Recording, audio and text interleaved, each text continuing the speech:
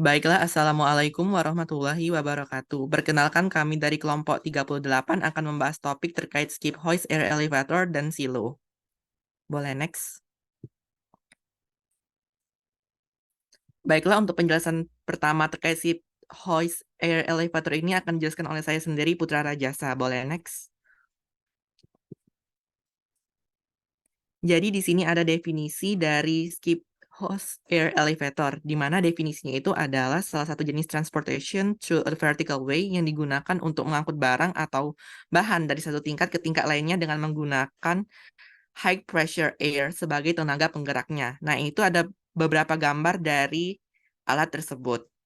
Dan umumnya alat ini tuh terdiri dari komponen bucket, sistem electrical, tali seperti kawat, dan mesin. Boleh next.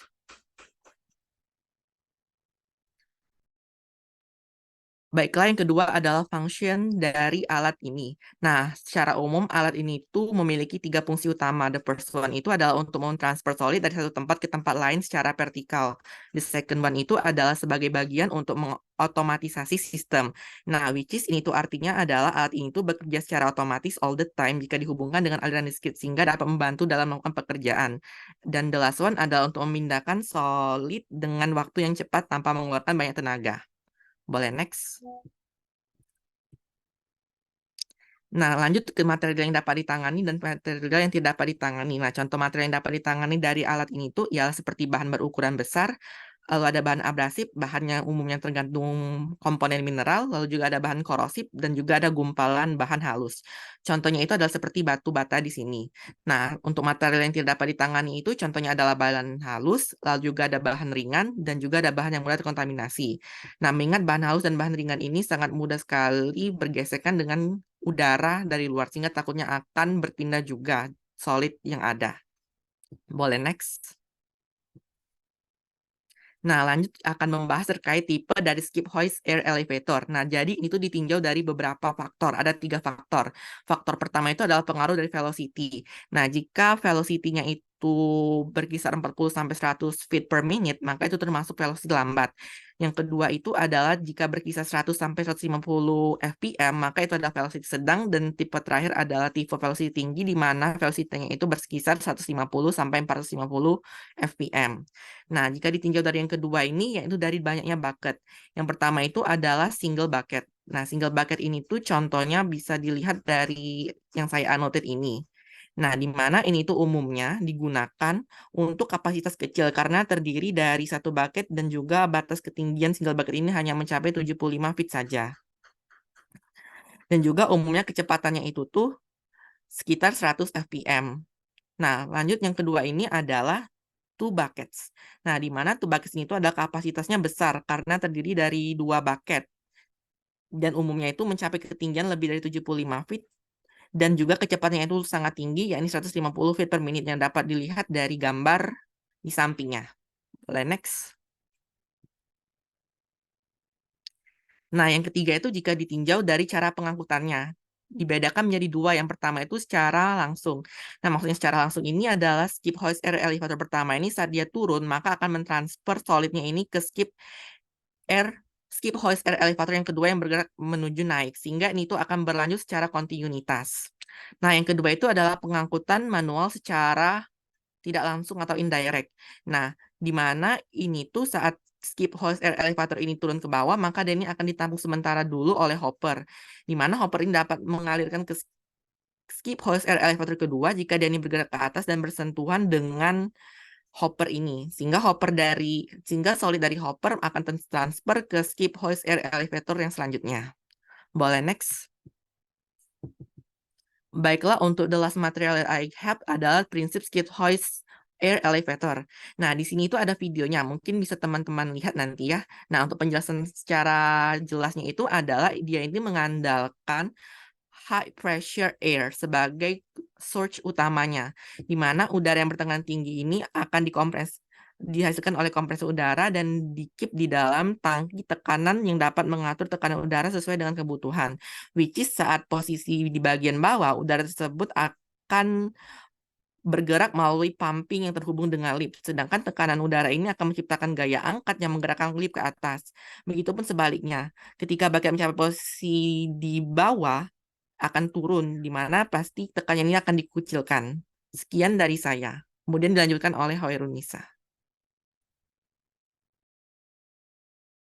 Next.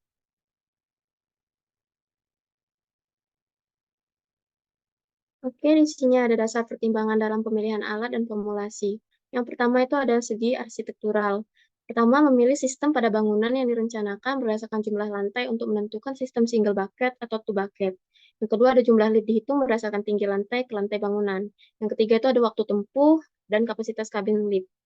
Nah, di sini juga ada segi struktural. Di pertamanya itu ada coker lift dapat dipakai sebagai struktur bila direncanakan sebagai dinding geser. Dua, perencanaan coker lift harus disesuaikan dengan merek yang dipilih. Tinggi bersih ruang lift minimal dari 2,10 meter. Tiga, ada area ruang mesin perlu dipertimbangkan terhadap beban sendiri dan beban mesin. Di sini juga ada formulasi dari skip hoist. Yang pertama itu ada FU 1 dikurang 2M single skip per key sama dengan 2 HM single skip per row. FU 1 dikurang 2000 kg per second per key sama dengan 250 M pangkat 4 per second. Bawahnya ada key lebih kecil dari C row akar G, D dikurang KD 5 per 2. Next. Selanjutnya di sini ada syarat pemasangan skip hoist.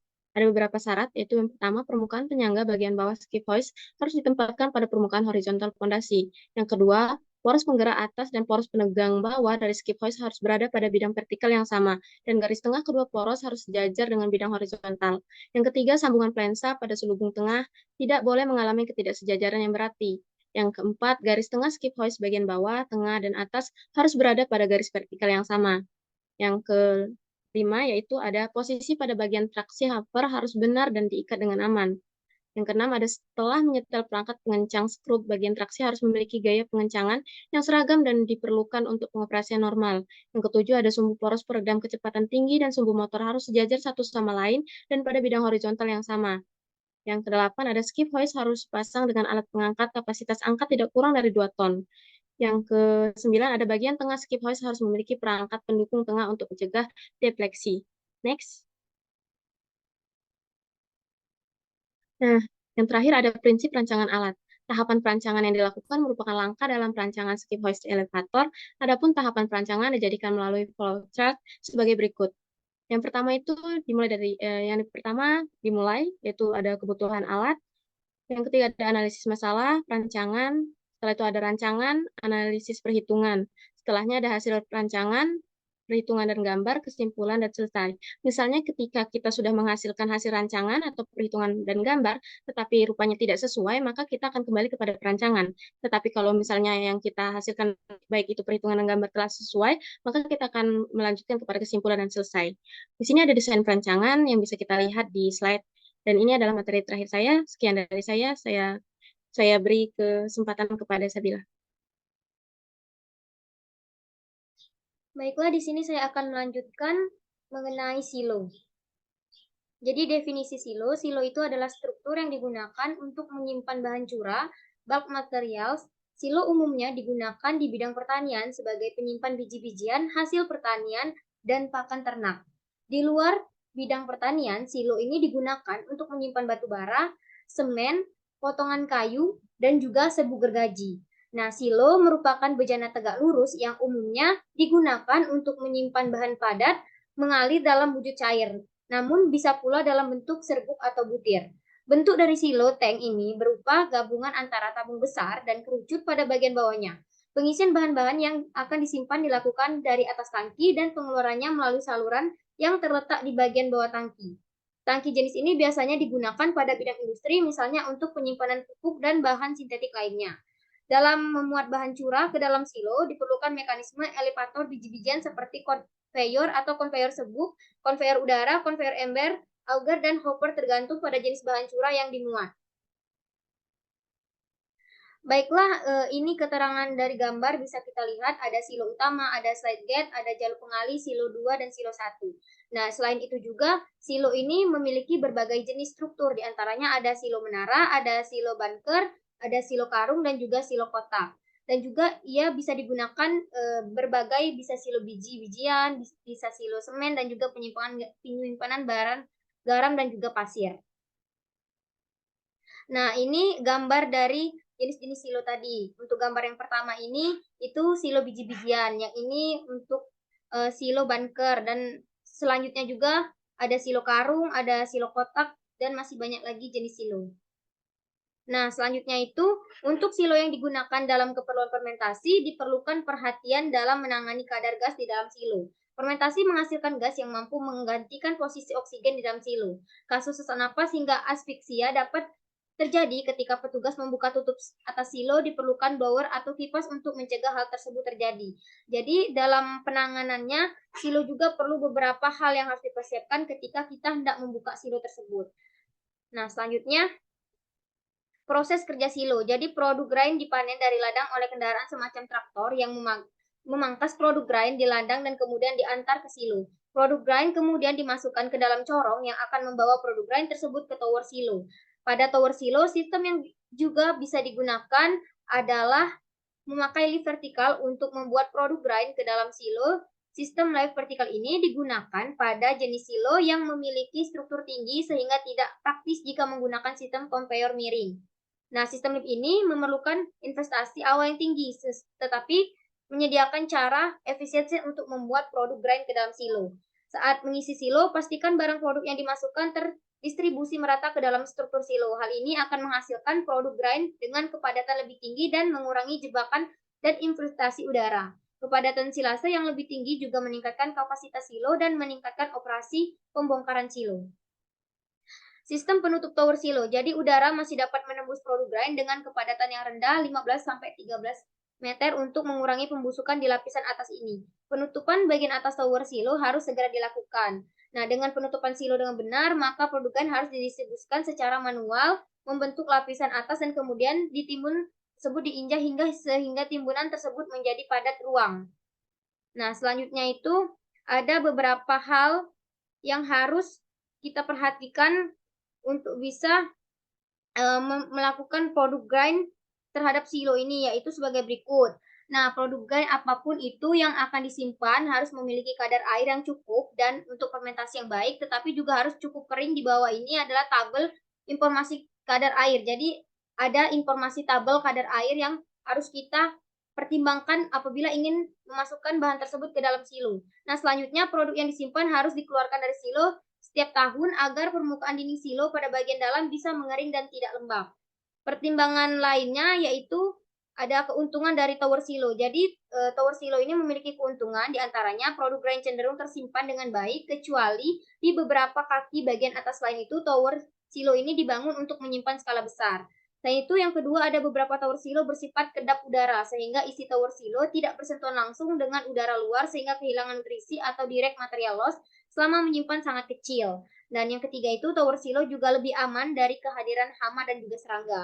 Nah, untuk kekurangannya sendiri itu, yaitu dia membutuhkan investasi yang lebih tinggi dan juga risiko keamanan yang meningkat karena potensi gas berbahaya saat fade off. Selanjutnya itu ada prinsip perancangan alat silo. Peralatan sistem kontrol ini dirancang menggunakan komponen sensor, pelampung, level air, atau yang biasa disebut dengan water level flood sensor. Nah, water level flood sensor ini digunakan untuk mendeteksi level penuh pada silo yang kemudian memberikan sinyal langsung ke PLC, kemudian akan diproses dan keluar output ke solenoid valve untuk menggerakkan silinder yang digunakan untuk membuka dan menutup side gate atau pintu geser pada saluran silo. Metode yang digunakan dalam pembuatan alat ini yaitu perancangan desain konstruksi, perencanaan sistem elektro, pneumatik, dan perakitan. Nah, ini berikutnya yaitu cara perhitungan kapasitas silo.